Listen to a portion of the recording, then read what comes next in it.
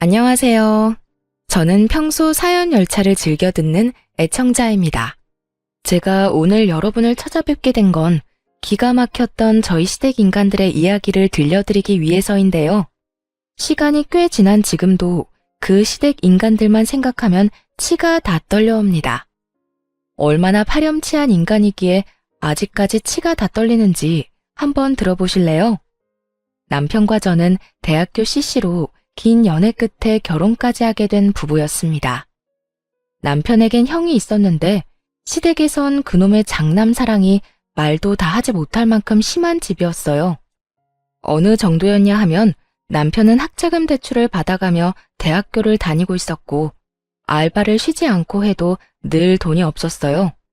그렇다 보니 하고 다니는 행색 역시 변변치 못했기에 저는 당연히 남편의 집이 가난한 줄만 알고 있었죠. 그런데 저의 예상과는 달리 시댁의 형편은 꽤 괜찮은 편이었지만 그 모든 지원을 장남인 시숙에게만 쏟아붓고 있는 상황이더군요. 그러니까 한마디로 남편은 관심 밖의 자식이었던 것이었죠. 처음부터 이토록 차별이 심했던 건 아니었다고 하더군요. 우리 엄마, 나 어릴 때만 해도 나한테도 꽤 잘해주셨어. 초등학교 들어가기 전까진 말이야. 내가 초등학교 들어가기 전에 아버지가 돌아가셨거든? 대장암이었는데 잘 이겨내신다 싶더니 갑자기 돌아가셨어. 그 뒤로 엄마는 형한테 우리 장남, 우리 집 기둥 하면서 의지하기 시작하더니 어느 순간부턴 형만 신경 쓰기 시작하더라고. 뭐 섭섭하지 않았다면 거짓말이지만 그 덕에 내가 생활력 하나는 끝내주잖아. 이렇게 말하며 웃는 남편을 보며 참 마음이 아프더라고요. 이렇듯 남편이 혼자 벌어 학교를 졸업하는 사이 시숙은 그야말로 엘리트 코스를 밟으며 아르바이트 한 번 하지 않고 유학까지 다녀온 상태였죠. 신문은 입만 뗐다 하면 장남이라는 이유로 시숙을 치켜세우기 바빴고요. 연애하는 내내 비교당하고 없는 사람 취급당하는 남편을 보며 안쓰러운 마음이 듦과 동시에 더욱 남편을 사랑하게 되었고 전 이런 남편의 사정을 숨김없이 친정에 알리고 결혼을 하고 싶다고 했습니다. 아빠, 나 그 사람 행복하게 해주고 싶어. 내가 그 사람 곁에서 진정한 사랑이 뭔지 알려주고 싶어. 그러니까 허락해줘. 우리 딸이 이렇게까지 말하는데 당연히 허락해줘야지. 아빠는 우리 딸 안목을 믿는다. 네가 이렇게까지 말하는 데는 그만한 이유가 있을 거야. 고마워요, 아빠. 나 진짜 행복하게 잘 살 자신 있어. 그래, 네 이야기 들어보니 그 녀석 많이 외롭게 큰 것 같은데 사랑 많이 받고 자란 네가 많이 아껴주고 사랑해주거라. 부모님은 저를 믿는다며 결혼을 흔쾌히 허락해주셨고 그렇게 저흰 결혼을 하게 되었습니다. 결혼을 할 때에도 시모의 차별과 상황은 변하지 않았어요. 시숙이 결혼할 때에는 가지고 있던 건물까지 처분해 아파트를 장만해줬다고 들었는데 저희가 결혼할 당시엔 시숙이 사업을 한다는 이유로 사업 자금을 마련해줘야 하니 여유 자금이 없다고 하더군요. 그래서 저희는 친정에서 보태주신 돈과 제가 모은 돈, 남편이 가지고 있던 돈 조금을 보태 집을 마련하고 신혼생활을 시작했죠. 물론 대출을 끼긴 했지만 우리만의 보금자리가 생긴 것에 만족하자며 서로를 보듬었고 남편은 그런 저에게 고맙다고 끊임없이 말해주며 더욱 가정에 충실한 가장의 모습을 보여주곤 했습니다. 그런 남편에게 제가 결혼을 하며 당부한 것이 있었어요. 자기야, 나 자기랑 결혼할 거야. 그런데 이거 한 가지는 꼭 지켜줬으면 해. 그게 뭔데? 돈 관리는 내가 할게. 돈 관리? 그래, 그렇게 해. 그게 뭐 힘든 일이라고. 그런데 이유가 뭐야? 내가 보니까 자기 집으로 다달이 용돈 주는 거 너무 과하다 싶더라고. 당신 성격상 결혼했다고 해서 그 용돈 딱 끊지도 못할 것 같고. 그렇다고 그 돈을 결혼하고 나서도 계속 줄 순 없는 노릇이잖아. 우리 대출금도 갚아야 하고 적금도 들어야 하는데 말이야. 그래서 내 핑계를 대라고 내가 관리한다는 거야. 어머님이 앞으로 용돈 이야기 꺼내시면 돈 관리는 내가 한다고 하면서 나한테 다 넘겨. 내가 알아서 할 테니까. 그런 거라면 난 싫어. 내가 우리 엄마 성격 잘 아는데 당신한테 분명 좋은 소리 안 할 거야. 모르긴 몰라도 당신 못 살게 굴 텐데 내가 그 꼴을 어떻게 보고 있어? 괜찮으니까 그냥 보고만 있어. 자기는 보고만 있는 게 도와주는 거야. 나 몰라? 내가 돈을 깔고 앉아 있어야 우리 가정이 비로소 평화로워지는 거라고. 그러니까 당신은 내가 도와달라고 할 때까지 그저 지켜만 봐. 끝까지 반대하던 남편은 경제권은 모두 저에게 넘기겠지만 모든 화살은 저에게 넘기지만은 않겠다며 이젠 가정도 생겼으니 할 말은 하고 살겠다고 하더군요. 그렇게까지 하겠다는데 제가 뭐라고 하겠어요? 나쁜 짓을 하겠다고 하는 것도 아니고 제가 힘들까봐 직접 나서겠다는데 그저 우리 남편 많이 컸다며 엉덩이 두들겨 주었어요. 그렇게 저와 남편은 더욱 단단해졌고 제가 예상한 대로 시모는 확 줄어든 용돈에 불만을 가지며 연락을 해오더군요. 아가, 이번 달 용돈 잘 받았다. 그런데 돈이 좀 모자라더구나. 내가 이때껏 얼마 받았는지 너도 잘 알지 않니? 아무리 장가를 갔다고 한들 이건 금액 차이가 너무 크구나. 난 이걸로 도저히 안 되겠으니 돈 좀 더 보내거라. 어머님, 제가 형님한테 들었는데 형님네도 30만 원 드린다면서요? 다른 사람도 아닌 집안의 기둥이자 장남도 30만 원을 드리고 있다는데 저희가 뭐라고 그 이상을 드리겠어요? 혹시 쓰다가 모자라시면 저희 말고 형님께 연락해서 더 달라고 하세요. 그간 많이 투자해 주셨는데 용돈 좀 더 드리는 게 뭐가 힘들겠어요. 시모는 그동안 남편에겐 꼬박꼬박 100만 원씩 받아갔으면서 온 재산을 쏟아부은 시숙에겐 용돈 한 푼 받지 못하다가 시숙이 장가를 가고 나서야 30만 원씩 받고 있다는 사실을 형님에게 듣게 되었죠. 그래서 저 역시 시모가 다른 소리 하지 못하게 30만 원만 드렸던 것이었고요. 틀린 말이 하나 없는 제 말을 들은 시모는 괜한 짜증을 내곤 전화를 끊어버리더군요. 너흰 그런 이야기까지 주고받니? 네 참, 며느리 둘이서 별말을 다 주고받는구나. 끊어라. 기분 나빠서 너랑 더는 통화하고 싶지 않구나. 시모의 전화는 끊겨버렸고 그렇게 용돈 사건은 일단락되었지만 왜인지 이게 끝일 거란 생각은 들지 않더라고요. 도리어 시작일 수도 있단 싸한 기분마저 드는 것이 불안한 생각을 지울 수가 없었어요.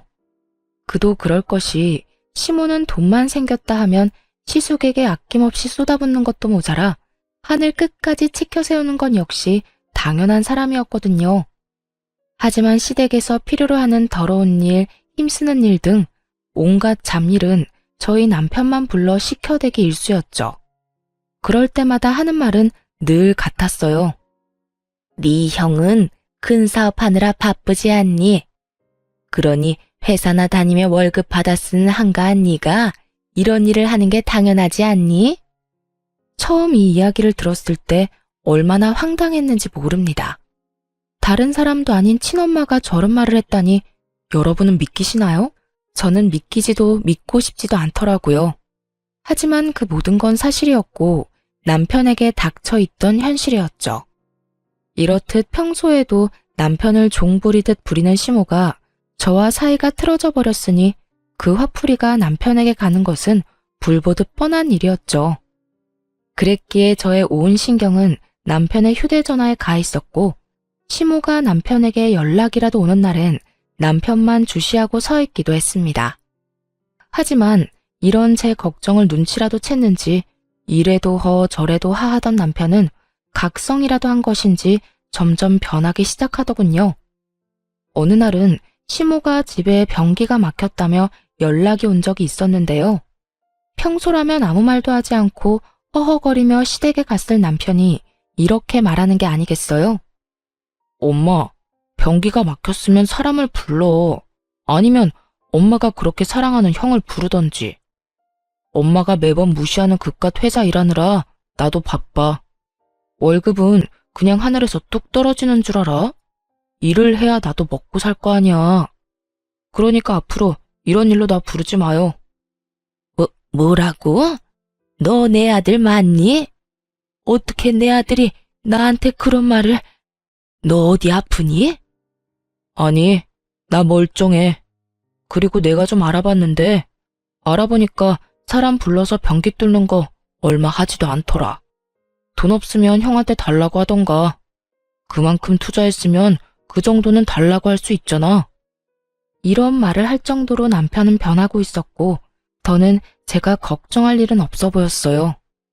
이렇게 갑자기 변해버린 남편의 모습이 뿌듯하면서도 이상하기도 했는데 변해버린 남편의 모습엔 이유가 있었더라고요. 그건 다름 아닌 남편의 몫으로 남겨놨다던 아버님의 유산 때문이었어요. 돌아가신 아버님이 남편이 결혼을 하면 꼭 주라던 건물이 있었는데 그걸 글쎄 시모가 처분해 홀랑 시숙의 사업자금으로 줘버렸다고 하더군요.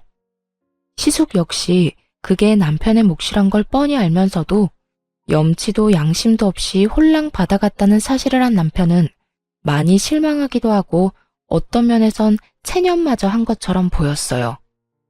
여보, 괜찮아? 나 다 들었어. 어머님이 당신 몫으로 준다던 건물 아주버님께 줬다면서? 괜찮지 뭐. 사실 기대도 안 했어. 말만 나한테 준다고 했었지 그게 그렇다고 해서 내 것도 아니고. 아빠가 내 몫으로 남겼다고 한들 엄마 명의로 된 건물 엄마 맘대로 하는 건 당연하잖아. 그래도 이렇게까지 형만 생각하고 형만 위하는 엄마 보는 게 이젠 좀 지쳐. 지금까지는 괜찮았거든. 그런데 나 당신 집에 가서 장인어른 장모님한테 부모 사랑이란 걸 받아보니까 아, 이런 게 부모님 마음이구나. 이런 게 사랑이구나 싶더라고. 그런 사랑 받아보니까 이때껏 내가 얼마나 말도 안 되는 무관심 속에서 살아왔는지 알겠더라고. 여보, 너무 속상해하지 마. 지나간 일이야 어쩔 수 없지만 앞으론 내가 당신 많이 사랑해줄게. 나만 믿어. 내가 사랑도 많이 주고 그까짓 건물도 내가 돈 많이 벌어서 사줄게. 물론 대출은 같이 갚아야겠지만. 어이구, 말만 들어도 행복하다. 하여튼 나 이제 엄마나 형한테 큰 기대도 마음도 쓰지 않을 거야. 더는 상처받는 것도 싫어. 앞으로 나 자신하고 당신만 생각하고 할 말도 다 하고 살 거야. 그러니까 이제 당신이 내 뒤에 숨어. 내가 지켜줄 테니까. 든든하다, 우리 신랑. 앞으로 우리 힘내자. 남편은 각성이란 걸 해버린 듯 했고 그런 남편의 모습에 시모와 시숙은 불만을 품기 시작했어요. 어느 날은 시숙이 집에 왔다며 저희까지 당연하듯 집으로 부르더라고요. 시댁으로 갔더니 형님은 친정에 일이 있어서 오지 못했다고 했고 시숙과 시모만이 저희를 기다리고 있더군요. 저녁을 먹자고 해놓고선 재료 준비는커녕 준비할 의지도 보이지 않는 시모를 보며 전 체념을 하고 주방으로 들어가던 그때였어요. 주방으로 들어가는 저를 잡아세운 남편이 시모에게 이렇게 말하더군요. 엄마, 저녁 먹자고 부른 거 아니었어? 그렇지. 시간이 몇 시인데 저녁 먹자고 불렀지. 점심 먹자고 불렀겠어? 시모는 고개를 갸우뚱하며 남편이 그런 질문을 하는 의도를 전혀 모르겠다는 듯 대답했고 남편은 그런 시모를 보며 더욱 화가 난다는 듯 날이 선 목소리로 말하더군요. 그런데 왜 아무것도 없어? 엄마 말대로 지금 시간이 7시가 다 돼가는데 일하는 사람들 불러놓고 아무것도 해놓은 게 없으면 뭘 어떻게 먹자는 거야? 뭘 어떻게 먹긴. 지금부터 우리 며느리가 차리면 되잖아. 아가, 들었지? 벌써 7시가 다 돼간다. 얼른 차리려무나. 우리 장남은 적어도 7시 30분 전까진 밥 먹여야 하니까 서둘러. 제가 무슨 시댁 파출부도 아니고 이게 무슨 상황인가 싶더라고요. 제가 노는 사람도 아니고 퇴근하고 급히 왔는데 시간까지 정해주며 제 남편도 아닌 시숙을 위해 밥을 차리라고 하니 체념됐던 마음에 화르르 분노의 불씨가 커진 듯 이건 아니란 생각이 들었어요. 남편 역시 이런 시모의 태도에 적잖게 화가 난 듯 시모의 말에 반발하고 나서더군요. 엄마, 이 사람도 이래. 이 사람도 지금 퇴근하고 바로 오는 길이라고. 그런 사람이 왜 여기까지 불려와서 형 밥상까지 차려야 해? 그거야, 당연히 우리 집에 시집 온 내 며느리니까 그렇지. 그리고 너 말 진짜 웃기게 한다. 형 밥상이라니. 네 마누라가 밥상 차리면 다 같이 먹는 거지. 우리 장남 혼자만 먹니? 넌 가만히 있어서 뭐하니? 우리 장남 7시 30분 전까진 밥 먹여야 한다는 말 못 들었어? 엄마, 이 사람 이 집 종노릇이나 하려고 나하고 결혼한 거 아니야. 그러니까 앞으로 가족끼리 식사 자리를 가지려거든 밖에서 외식을 하든지, 그게 아니라면 이 사람이랑 나는 부르지도 마. 엄마가 이 사람한테 이런 식으로 대하는 거 나 싫고 불편해요. 남편이 이렇게까지 말하자 시모는 기가 막힌 듯 남편을 쳐다봤고, 그때까지 가만히 있던 시숙이 자리에서 벌떡 일어나더니 호기롭게 남편의 뺨을 날려버리더라고요. 너 엄마한테 말버릇이 그게 뭐야? 네 눈엔 힘든 네 마누라만 보이고 나이 드신 엄마는 보이지도 않아? 시숙은 남편을 향해 비난을 쏟아내기 시작했고, 전 그런 시숙 앞을 막고선 시숙에게 한마디 하기 시작했어요. 아무리 이 사람 말이 과했다고 해도 다 큰 동생 때리는 건 아니죠. 그리고 이 사람 말 중에 틀린 말이 뭐가 있나요? 제가 이 집에 아주버님 밥이나 차려주려고 시집 온 건 아니잖아요. 그렇게 밥이 드시고 싶으셨으면 형님을 친정에 보낼 게 아니라 여기다 불러서 밥상을 차리라고 했어야죠. 재수씨가 낄 자리는 아닌 것 같은데요. 제가 왜 낄 자리가 아닌가요? 방금 아주버님이 때린 사람이 제 남편인 거 잊었어요? 앞으로 제 남편이랑 할 이야기 있다면 저한테 하세요. 제가 이렇게 따지고 들자 시모가 저에게 노발대발 화를 내기 시작하더라고요. 네가 감히 누구한테 소리를 질러?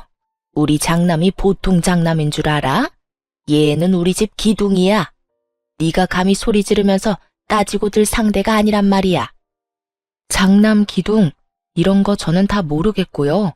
아주버님이 제 남편을 때렸고 전 제 남편이 맞았으니 가만히 있을 수만은 없어 이렇게 나선 것뿐이에요.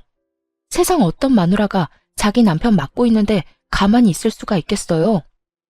그리고 어머님, 차별 좀 적당히 하세요.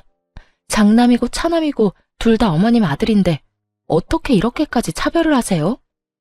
저는 그야말로 시모에게 쌓였던 말들을 쏟아내버렸고, 그런 제 말을 듣고 있던 남편 역시 한숨을 푹 내쉬더니 시모의 말은 들을 필요도 없다는 듯 이렇게 말하더군요.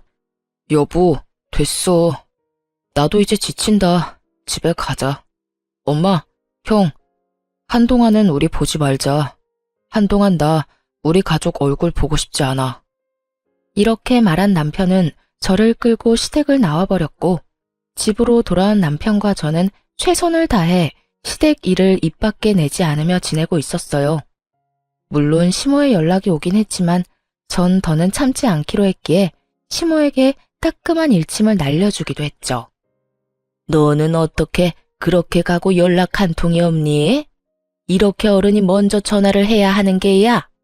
내가 먼저 사과받으려고 며느리한테 전화까지 해야 하냐니 말이다. 사과요? 무슨 사과요? 저는 사과까지 할 게 없는데요, 어머님. 뭐? 넌 잘못한 게 없다. 이 말이야? 네, 제가 뭘 잘못했는데요? 말이야 바른 말이라고 갑자기 밥 먹자고 사람 불러놓고 저한테 밥상까지 차리라뇨.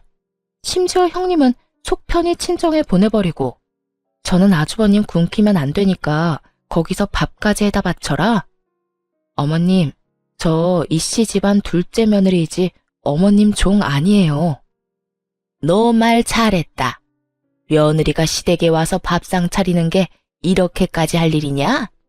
며느리가 그까짓 밥 얼마든지 차려드릴 수도 있고 그게 힘든 건 아니죠. 힘든 건 아닌데 전 저를 막 부려먹어도 된다고 생각하는 사람에게 굳이 그런 호의를 베풀고 싶진 않아요. 저도 그 시간까지 일하고 와서 배고프고 힘든데 왜 제가 저를 하찮게 여기는 사람한테 에너지를 쏟아야 해요? 전 싫어요. 전 단호하게 싫다고 했고 시모는 그런 저의 태도에 화가 단단히 난 듯 시모라는 위치를 들먹이며 저를 몰아붙이기 시작하더라고요. 예, 얘가 말하는 것 좀 봐라. 너 지금 내가 시어머니인 건 알고 있니? 알고 그딴 건방진 말을 하는 게야? 시어머니가 하라고 하면 하고 맞는다고 하면 맞는 거지. 뭐? 싫어? 호의를 베풀고 싶지 않아?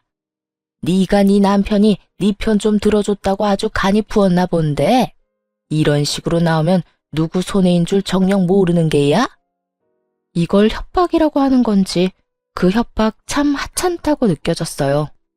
전 이 하찮은 협박질이나 해대는 시모에게 지고 싶지 않았고 그래서 그런 시모에게 더욱 나를 세우며 맞서게 되었습니다. 누구 손해일지는 앞으로 두고 보면 알겠네요. 전 이제 어머님뿐 아니라 시댁에도 큰 기대 없고요. 기대가 없어서 그런지 노력할 생각도 신경 쓸 생각도 없어요. 그러니까 어머님도 저희한테 신경 쓰지 말고 늘 하던 대로 아주버님하고 형님한테 신경 쓰고 사세요. 혹시나 어디 편찮으시면 연락은 주시던가요. 아무리 신경 끄고 산다고 한들 병문안은 가봐야 하지 않겠어요? 네 년이 어디서 그딴 말을 짓거리는 게야? 너 당장 집으로 넘어오거라. 어디 내 앞에서도 그따위로 짓거릴 수 있는지 내가 봐야겠다. 기어코 시모의 입에서 년이라는 단어가 나오는 순간 전 더는 이 사람과 대화할 가치가 없다고 생각했고 마지막 말을 하곤 전화를 끊어버렸습니다. 못 가요. 저도 일은 해야 먹고 살죠. 누구랑 다르게 저흰 어머님 도움도 못 받아서 제가 놀고 먹으면 저희 가족 손가락 빨고 살아야 해서요. 그러면 전 끊을게요. 들어가세요, 어머님. 전화를 끊어버린 후 시모에게서 전화와 문자 폭격이 이어졌지만 전 전화를 꺼버렸습니다. 들어봤자 기분만 상하고 봐봤자 눈만 버릴 것이 분명한데 그걸 왜 다 듣고 보고 있겠어요? 이럴 땐 무시가 답이었죠.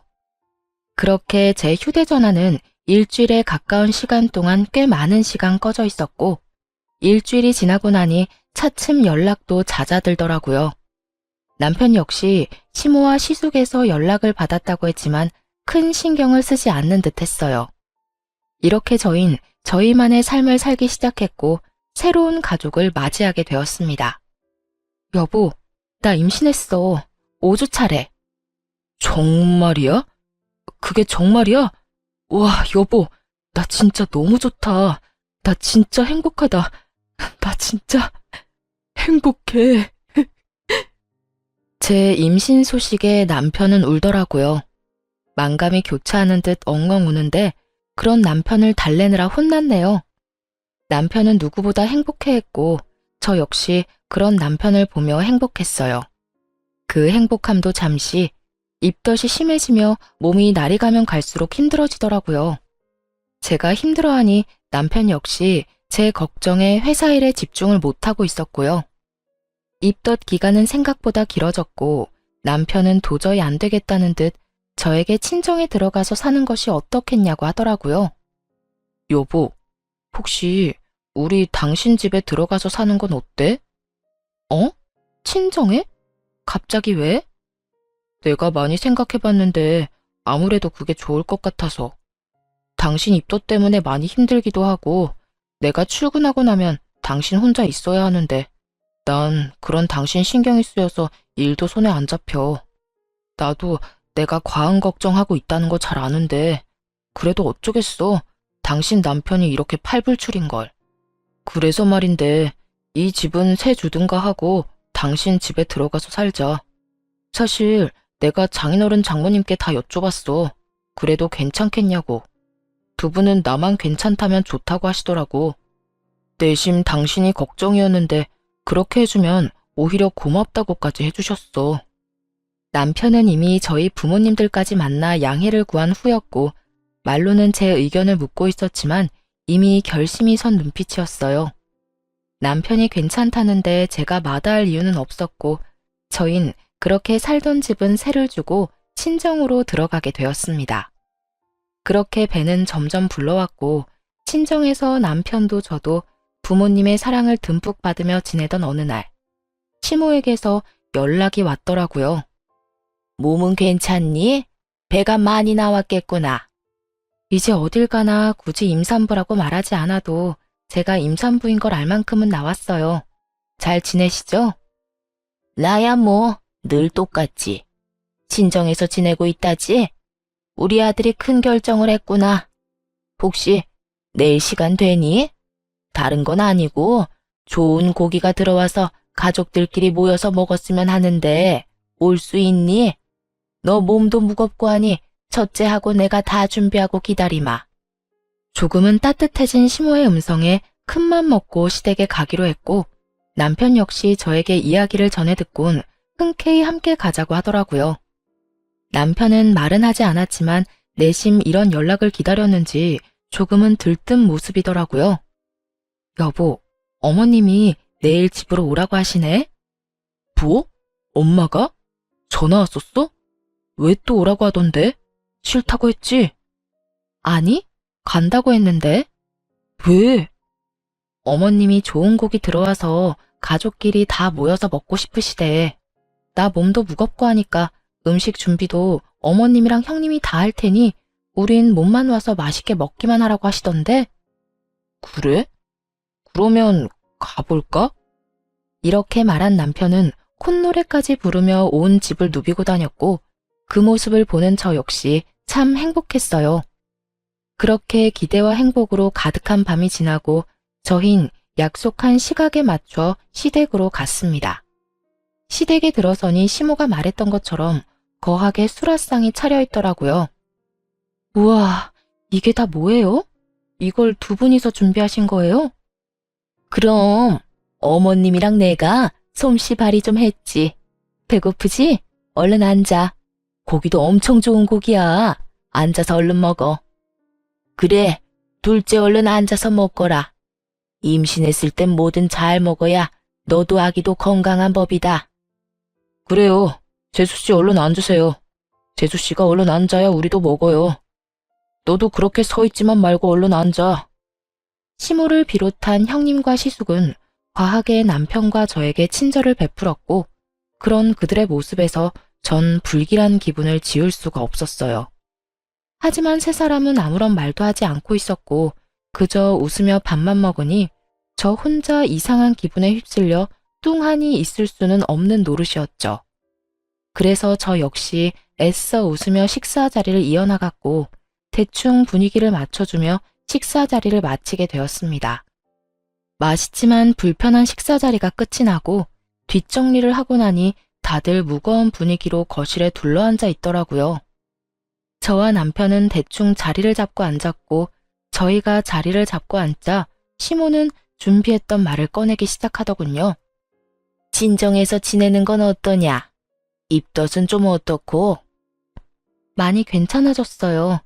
저흰 편한데 아무래도 부모님께서 불편하실 수도 있을 것 같아서 어떻게 해야 할지 고민하고 있어요. 고민하긴 뭘 고민하니? 이왕 친정에 들어간 김에 거기서 애 낳고 쭉 살면 서로 좋지. 너 애 낳고 다시 복직할 거 아니냐? 그럴 때 친정에서 지내면 너도 마음 쓸 일 덜고 좋을 텐데 왜 나와 산다는 거야? 이상하더군요. 내 아들 힘들게 처가살이 그만시키고 당장 분가하라고 말하는 것이 정상 아닌가요? 아니, 그렇게까진 하지 않더라도 처가살이를 권하는 시모의 모습은 누가 봐도 이상한 상황이었죠. 그것도 그 이유가 저를 위한다는 것이 더욱 의심스러웠어요. 남편 역시 저와 같은 생각인지 시모에게 캐묻기 시작했어요. 엄마, 솔직히 말해봐. 무슨 일 있어? 무슨 일은? 일이 있을 게 뭐가 있어? 아니야. 엄마 무슨 일이 있어. 그렇지 않고서야 엄마가 이렇게까지 처가살이를 등 떠밀 리가 없잖아. 나 처음 처가에 들어가서 산다고 했을 때 엄마가 무슨 말까지 했는지 기억 안 나? 처가 들어가서 살면 인연 끊는다며? 부모는 하나도 챙기지도 않고 마누라만 챙기고 생각한다고 나보고 등신이라며. 그런 사람이 갑자기 왜 이래? 남편의 말에 시모는 잠시 망설이는가 싶더니 이내 검은 속내를 드러내기 시작했어요. 그래, 기왕 이렇게 된 거 솔직하게 말하마. 너희 집 팔아서 네 형 좀 도와줘라. 무슨 소리 하는 거야? 우리 집 판 돈을 왜 형한테 주라는 거야? 네 형 사업이 요즘 좀 힘들어서 자금이 급하게 필요한데 너도 알다시피 나도 다 처분해서 이리저리 쓰느라 여유 자금이 없구나. 가족 좋다는 게 뭐니? 이럴 때 돕고 살아야지. 그리고 네 형, 우리 집 장남이다. 우리 집에서 장남이 어떤 의미인지 너도 잘 알고 있을 거야. 네 형은 장남이자 우리 집 기둥이야. 기둥이 무너지면 되겠니? 다른 것도 아니고 돈 때문에 무너진다는 건 더욱 안 되지. 우리가 능력이 안 되는 것도 아니고. 네 집만 팔아서 도와준다면 얼마든지 다시 일어설 수 있다는데 너도 그냥 두고만 보고 있을 거 아니지? 전혀 예상치도 못한 말이었어요. 저뿐 아니라 남편 역시 시숙의 사업이 잘 되고 있는 줄만 알고 있었으니까요.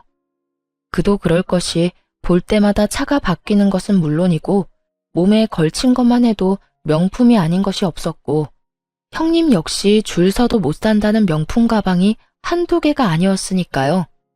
거기에다 시모에게 이때껏 받아간 돈이 있었던 터라 망할래야 망할 수가 없다고 생각하고 있었던 것이었죠. 남편 역시 시숙의 소식에 잠시 충격에 빠진 듯 했지만 이내 단호하게 시모에게 거절 의사를 내비치더군요. 두 사람 잘 들어. 그 집, 내 집 아니고 이 사람 집이야. 우리 그 집 마련할 때 내가 모은 돈이 쥐똥만큼도 없어서 처가에서 도와주시고 이 사람이 회사 생활하면서 모은 돈으로 마련한 집이라고. 그런 집을 내가 마음대로 팔 순 없어. 아니, 내 마음대로 팔 수 있다고 한들 그 집을 처분할 일은 절대 없을 뿐더러 집을 처분한다고 해도 형 도울 생각은 추호도 없어. 남편의 단호한 태도에 시모는 남편에게 화를 냈다가 달랬다가를 반복하며 이상 행동을 보이기 시작하더군요. 너 어떻게 그런 말을 할 수가 있어? 어떻게 그런 결단을 내릴 수가 있는 거냐고. 네 형인데 네가 돕는 건 당연한 일 아니니? 에휴, 그러지 말고 아들, 네 형 좀 도와줘. 네 형이 오죽 힘들면 너한테까지 도와달라고 하겠니? 어렵게 꺼낸 말인데 단칼에 거절하지 말고 잘 좀 생각해봐. 100번, 1000번을 생각해도 내 생각은 같으니까 더는 이런 이야기는 꺼내지도 마. 절대 안 돼. 남편은 제가 끼어들 필요도 없을 정도로 꽤나 단호했고 이런 남편의 태도에 시모는 많이 당황한 듯 눈을 동그랗게 뜨고 남편을 보더라고요. 상황이 그렇게 되자 가만히 듣고만 있던 시숙이 나서기 시작하더군요. 그동안 알게 모르게 나한테 섭섭한 점 많았던 거 알고 있어. 나 역시 그런 너한테 많이 미안할 때도 있었고 말이야. 그런데 동생아, 나 역시 힘들었어. 아버지는 갑자기 돌아가시고 엄마는 나한테만 의지하지. 나도 장남이란 무거운 짐을 어깨에 얹고 이 집안 더 잘 되라고 노력하느라 힘들었어. 그러다 보니 네가 힘들다는 거 알면서 신경 쓰지 못하기도 했어. 그러니까 내가 하고 싶은 말은 너만 힘들었던 게 아니었단 말이야. 나 역시 우리 집을 위해 노력하면서 살아왔고 그 노력을 이젠 너도 해야 하지 않겠어? 나만 이 집 아들이 아니잖아. 이 집이 잘 되기 위해선 내 사업이 잘 돼야 하는 건 당연한 일이고 그러기 위해선 네 도움이 필요해. 그러니까 네가 형을 좀 도왔으면 해. 이젠 네가 희생을 좀 하란 말이야. 남편은 시숙의 말이 끝나자마자 헛웃음을 웃어 보이더라고요. 웃는 입과는 달리 눈은 화가 많이 나 보였고 그 화는 입을 통해 흘러나오기 시작했어요. 잔말 말고 돈이나 내놓으란 개소리 참 정성스럽게도 포장한다. 입 안 아파? 힘들긴 힘든가 보네. 돈 내놔 하면 끝날 말을 너도 힘들었니 나도 힘들었다. 내가 희생한 만큼 너도 희생해라. 이딴 식으로 길게 포장질까지 하는 걸 보면 말이야. 남편의 말이 끝나는 순간 시숙은 남편의 멱살을 잡아버렸고 남편 역시 시숙의 멱살을 잡아버렸습니다. 이 자식이 감히 내 멱살을 잡아? 시숙은 남편이 자신의 멱살까지 잡았다는 사실을 참을 수 없다는 듯 남편의 뺨을 때려버렸고 형이 뭔데 날 때려? 난 손이 없어서 가만히 있는 줄 알아? 이렇게 말한 남편 역시 시숙의 뺨을 때려버리며 그야말로 순식간에 난장판이 되어버렸죠. 시모는 두 사람이 주먹 다짐을 시작해버리자 안간 힘을 쓰며 두 사람을 말리기 시작하더라고요. 그 와중에도 시숙이 맞는 게 싫었는지 남편 팔만 붙잡고 늘어지더라고요. 그렇게 두 사람을 뜯어말린 시모는 자리에 주저앉아 땅을 치며 곡소리를 내기 시작했어요. 아이고, 아이고, 내가 너무 오래 살았지. 내가 너무 오래 살았어. 내가 전생에 무슨 죄를 지었길래 이런 꼴까지 봐야 하는지. 어머님, 무슨 말씀을 그렇게 하세요? 그만 우세요. 이러다 쓰러지시겠어요. 말리지 마라. 이러다 죽으련다. 내가 이 꼴을 보고 더 살아봤자 뭐 하겠니? 차남이 장남 멱살을 잡는 것도 모자라 주먹질까지 하는 꼴을 봤는데 내가 더 살아서 뭐 하겠어? 어머님, 그런 말 하지 마세요.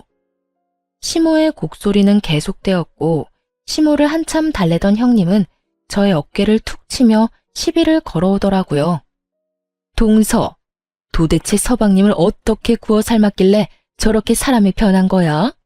무슨 말로 어떻게 현혹했길래 어머님, 형 말이라면 군말 안 하고 따르던 사람이 형 멱살 잡는 것도 모자라 주먹 다짐까지 하는 거냐고.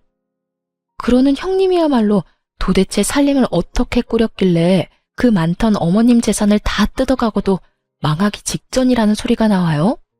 하긴 안 봐도 뻔하긴 하네요.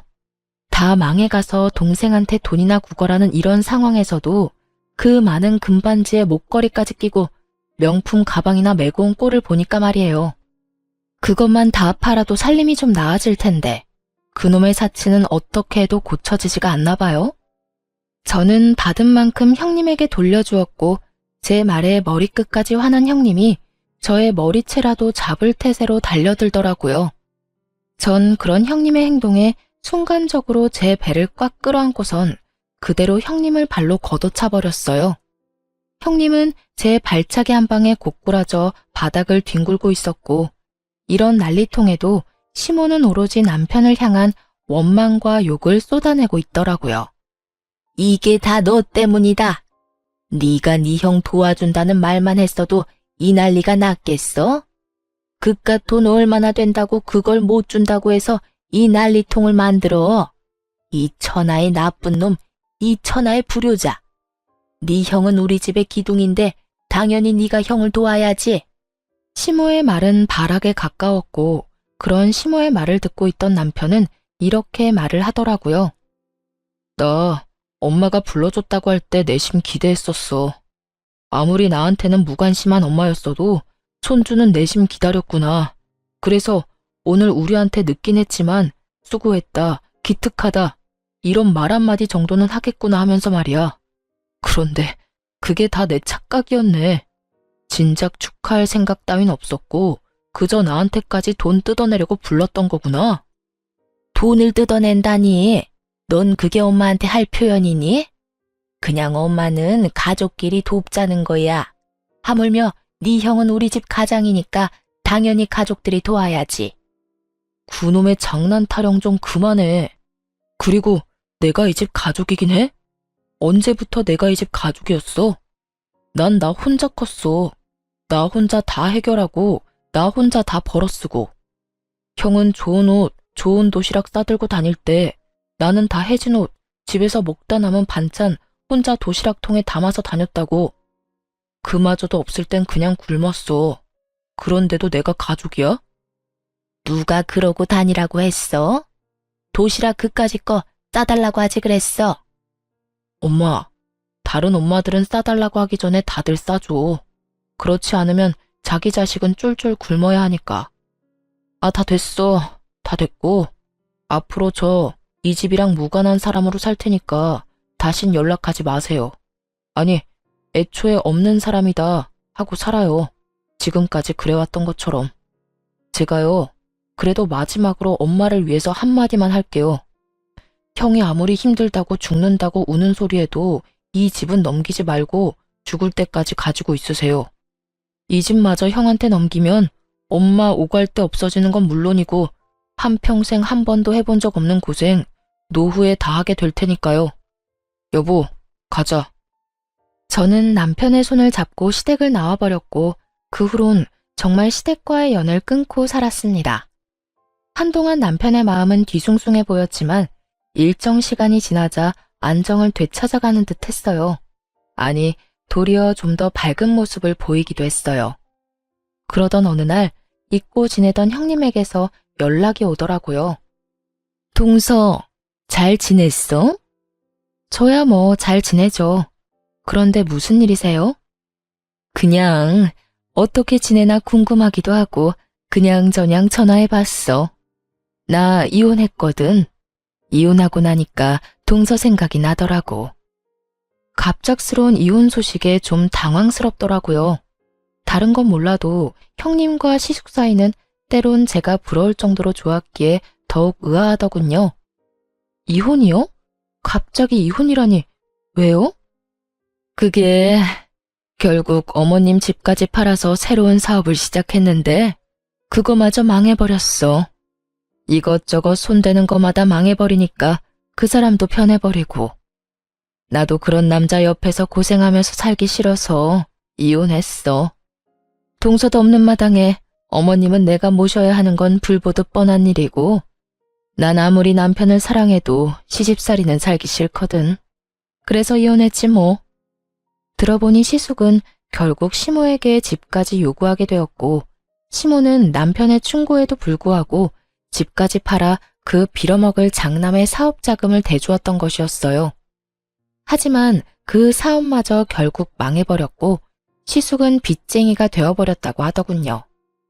돈도 없는데 시모까지 모실 상황이 된 형님은 시숙을 버리기로 결정한 것이었죠. 어찌되었든 이혼하고 나니까 동서 생각 많이 나더라. 그동안 내가 미안했어.